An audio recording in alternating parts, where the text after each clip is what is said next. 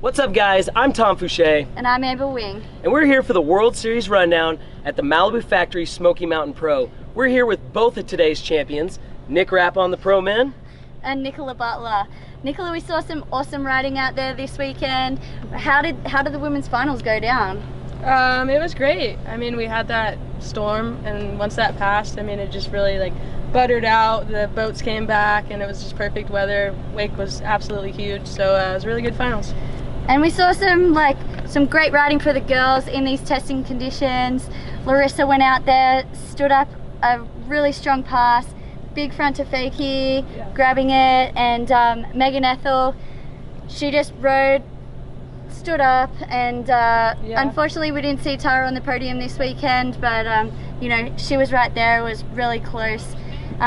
Georgia Gregorio, unfortunately, you know, she got injured first trick, and she's currently ranked number 1 on the Wakeboard World Series, and still is. And you know, 2 other riders, Jamie Lapina and Taylor McCulloch, both in finals this weekend. How did they ride? Pretty good. Yeah, both the young guns. I think they're 2nd and 3rd right now in the World Series. So yeah, it was really cool to see them riding strong. Nick, we're gonna get right into it, man. I gotta ask you the first question that comes to my mind. How was it going off the dock knowing you're about to put the pressure on Harley? Yeah, it's definitely pretty crazy being seated second last off the dock.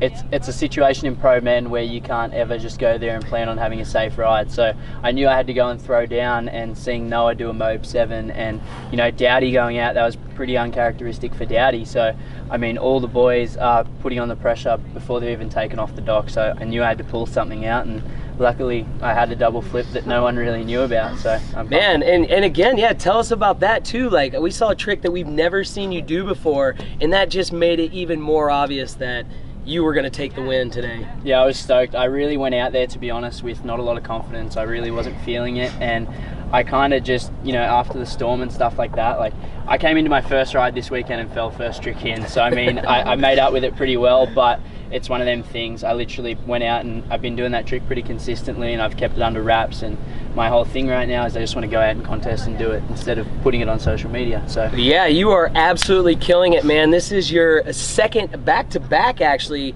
Wakeboard World Series win, the other being in Brazil. So I mean, saying you're on fire is almost an understatement right now. You know, it was pretty unreal, like you said, seeing Noah go out and stomp that Moby Dick 7, and then how about Raph Derone being first rider off the dock, putting the pressure on everybody with a stand-up run, man. It was absolutely unreal.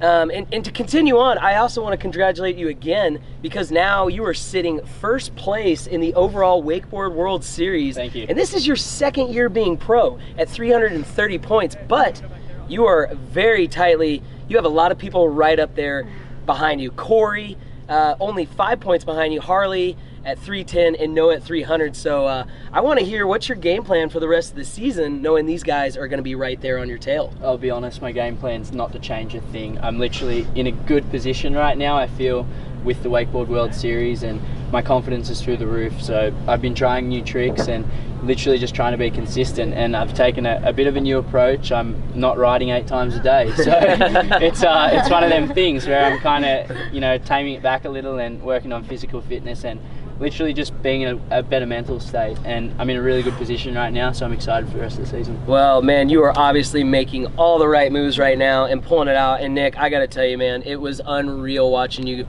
ride today. There was not a single bobble, not a single slip grab. You were on point with everything. So impressed, man, and I cannot wait to watch you continue to rip the rest of the season. So you know, today I gotta say the weather was amazing. We had hot sun, even though we had a little rain.